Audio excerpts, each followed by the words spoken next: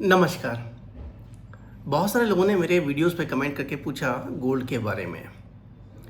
मैंने भी देखा है कि बहुत सारे प्रेडिक्शंस और बहुत सारे अर्थशास्त्री गोल्ड को लेकर जो प्रेडिक्ट कर रहे हैं, उनमें जो है दो अलग-अलग मत में बेसिकली लोग बटे हुए हैं। कुछ लोगों का मानना है कि अगले 18 महीने में केवल गोल्ड जो है ऊपर ही ऊपर जाएगा, कुछ का मानना है कि नीचे आएगा। बट मेरी एस्ट्रो प्रेडिक्शंस और मार्केट की अंडरस्टैंडिंग क्या कहती है, इसके बारे में बताता हूँ। देखिए, आने वाले समय में 18 महीने में गोल्ड जो है दो अलग अलग फेज से गुजरेगा, जो मेरा मानना है।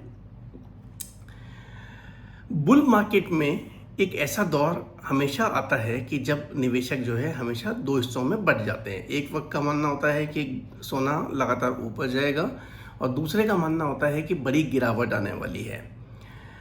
मेरे अनुसार ये जो समय है, इस समय गोल्ड जो है दोनों भावनाओं के बीच में खड़ा हुआ है।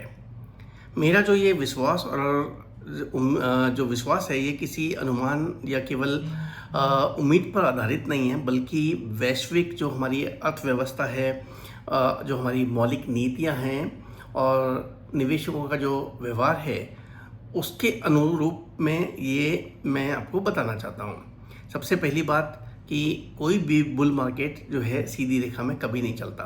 हर लंबे बुल रन के बाद में एक ऐसा कंसोलिडेशन का फेज आता है। यदि कभी भी आप देखें, 2005 से 2008 का दौर हो या 2009 से 2011 का दौर हो, गोल्ड ने कई बार तेजी के बीच में भी ठहराव लिया, लेकिन उस ठहराव को ख़त्म नहीं किया, बल्कि रादर मजबूत किया। अब दूसरी बात कि गोल्ड जो है आज केवल खरीदारी आम निवेशक नहीं, बल्कि दुनिया के जो सेंट्रल बैंक्स हैं वो भी कर रहे हैं। जब भी कोई देश अपने विदेशी मुद्रा भंडार को में जो सोना है उसको जोड़ लेता है, तो उसका जो उद्देश्य होता है वो केवल कुछ महीने या कुछ दिनों का मुनाफा नहीं होता, बल्कि दृष्टिकोण जो उनका है, होराइजन है, वो 10 से 20 साल का होता है। यही जो गोल्ड की डिमांड है, दीर्घकालीन मांग को ये एक मजबूत बनाती है।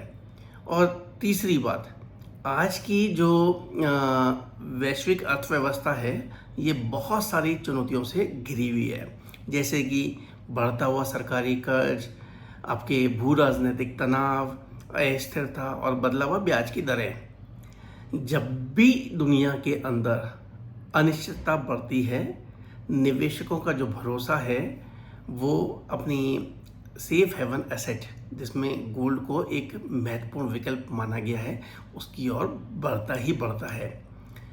लेकिन मैं ये नहीं कह रहा कि गोल्ड जो है हर महीने नई रिकॉर्ड हाई बनाएगा। यदि महंगाई उम्मीद से ज़्यादा नियंत्रण में आ जाती है, वास्तविक ब्याज दरें जो हैं लंबे टाइम तक ऊंची बनी रहती हैं और वैश्विक अर्थव्यवस्था अपेक्षा से अधिक मजबूत रहती है, तो गोल्ड का कंसोलिडेशन जो फेज़ है वो भी लंबा खींच सकता है। बाजार हमेशा इन संभावनाओं पे चलता है। मेरे अनुसार जो गोल्ड है 18 महीने में दो फेजेस से गुजरेगा। पहला चरण होगा जिसमें कंसोलिडेशन और वॉलेटिलिटी देखने को मिलेगी।